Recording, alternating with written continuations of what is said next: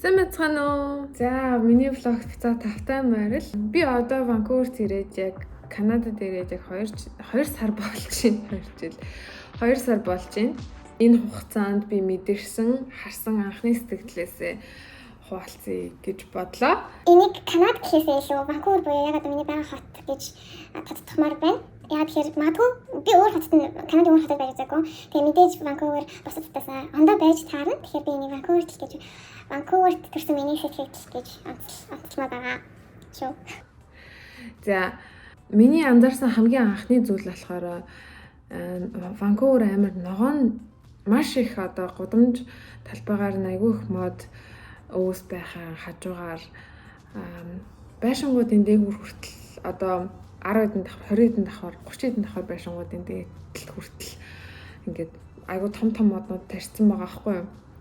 Тэгээ би тэрийг хамгийн анх харчаад амар гайхаж байгаа байхгүй юу. Тэрний чинь одоо модны үндэс гэж ямар амар юм байдаг үлээ. Тэр нь ингэж тарж явдаг юм уу? Хэрвээ гүнзгий явдаг юм уу те? Тэр нь айгүй сонирхолтой байсан. Мод хэрвээ тариагүй байх юм бол балкон дээрээ ямар нэгэн ногоон зүйлгүй байшин гэж бол байхгүй. Ямар нэгэн ургамал, ямар нэгэн цэцэг эсвэл бүр хүнсний ногоон хүртэл ургуулж идэг балкон дээрээ хүртэл тэгж ургуулж идэм байх. Тэгээд айгүй ногоон орчинтай. Хоёрдугаарт болохоор Ванкувер тийм амар юм diverse хот байгаа байхгүй хүмүүсийнхээ хувьд. Одоо би Америк, Канад хоёрыг бодохоор би Америкт илүү их одоо ийм ондоо төрлийн хүмүүс байдаг болов уу гэж бодож ирсэн. Тэгсэн чинь яг энэ Ванкуверийн хувьд бол айгүй тийм цагаан хүмүүс нэг их харагдахгүй. Ирэхээс өмнө бол би Канад гэж бодонгууд ингээд айгүй их тийм шаруудтай цагаан хүмүүс харах байх гэж бодож ирсэн. Тэгсэн чинь яг Ванкуверт бол тийм биш юм байна. Айгүй их Азууд, энтгэгч тийм айгүй их Азууд ондоо төрлийн хүмүүс амар ихтэй.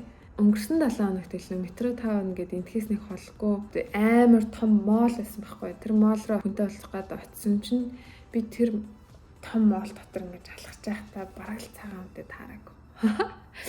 Бүгд л нэг юм европч гэдэг хүмүүс байсан.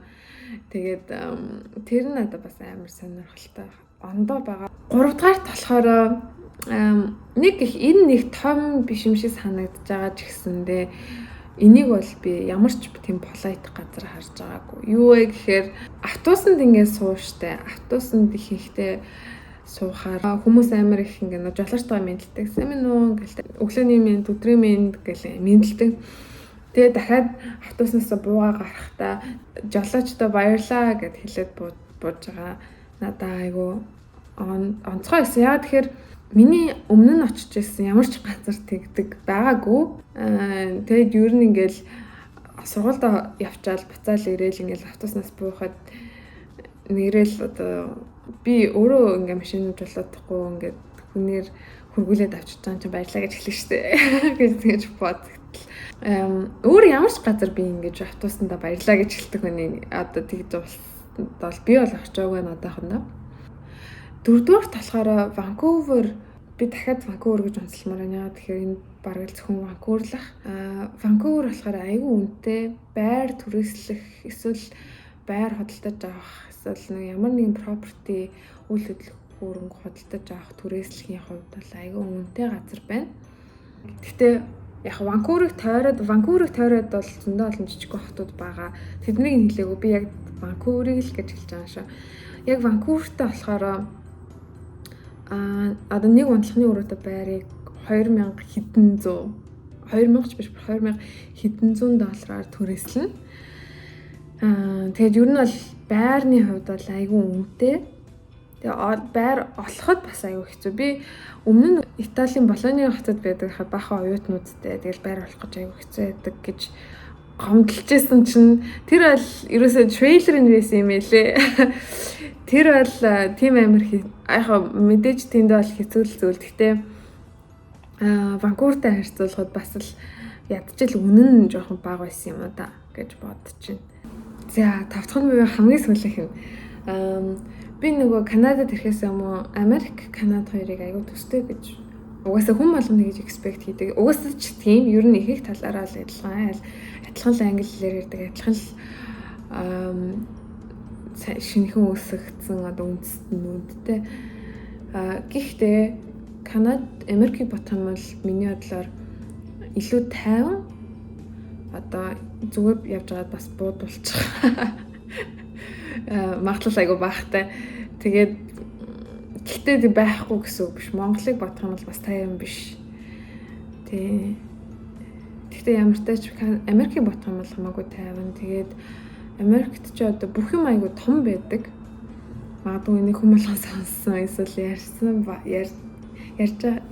Гэхдээ Америкт бол би анх Америкт очиод бүх юм айгу том санагдчихсан байхгүй. Халтхан хүртэл хоол иддэг халтхан хүртэл айгу том санагдчихсан. Тэгэл дэлгүүр ороод нэг юм жижигхэн снэк ч юм уу те амны 100 авах гэхээр жижигхэн юмэрсэн халтдаггүй санагддаг байсан. Ванкуверт бол Канадад бол жижиг юм алтна. Бүх юм тийм том ерөөсөө биш. Тийм л ялгаатай байна. Одоохондоо бол мэдгдсэн юм гээл тийм л байна да. За тэгээд мэдээж би энд удаан амьдрахыг төлөвлөж байгаа болохоор амьдарч явах хэвцээ ямар өөр зүйлүүд байгааг энтриг влогороо бас дамжуулж явах болно. Тэгээд та нарт бас сонирхохыг хүссэн юм байвал комент хэсэгт бичээд үлдээж болно шүү. Тэгээд дараагийнхаа влогоор уулзлаа. Түр баяртай.